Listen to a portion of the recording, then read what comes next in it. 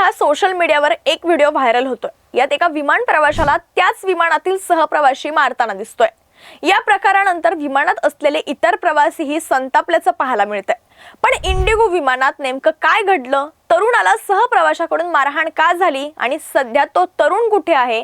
तर ज्या तरुणाला मारहाण झाली त्या तरुणाचं नाव हुसैन अहमद मजुमदार असून तो पहिल्यांदाच विमान प्रवास करत होता असं सांगण्यात येतंय।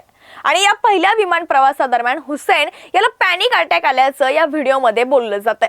तो अस्वस्थ झाल्यानं त्याला विमान कर्मचारी त्याच्या जागेवर नेत असताना विमानातील दुसरा प्रवासी त्याला कानशिलात लगावतो। या घटनेमुळे प्रवासी सुरक्षा आणि मानसिक आरोग्याविषयीच्या जागरूकतेबद्दल गंभीर प्रश्न हे निर्माण केले जात आहेत।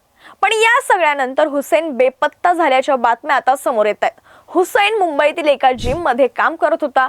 तो मूळचा कछार जिल्ह्यातील कटिगोरा येथील रहिवासी असून घरी परतत असताना ही घटना घडली आहे।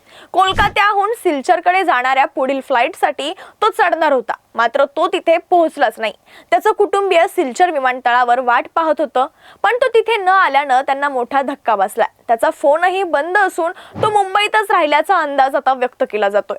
हुसैनचे वडील अब्दुल मजुमदार हे कॅन्सर पेशंट असून त्यांनी सांगितलंय की तो आमच्या उदरनिर्वाहासाठी मुंबईत खूप मेहनत करत होता आणि घरी परतत होता। आज सकाळी मी त्याचा व्हिडिओ पाहिला आणि आता माझा मुलगा कुठे आहे हे मला सुद्धा माहित नाही। विमानातील या प्रकरणावर इंडिगो एअरलाइन्सनं स्पष्टीकरण दिलंय, मात्र यामध्ये हुसैनला वैद्यकीय मदतीसाठी किंवा चौकशीसाठी एअरलाइन किंवा विमानतळ प्रशासनाने संरक्षणात्मक ताब्यात घेतलं होतं की नाही याचा कोणताही उल्लेख करण्यात आला नाहीये। त्यामुळे आता हुसैन बद्दल चिंता व्यक्त केली जाते।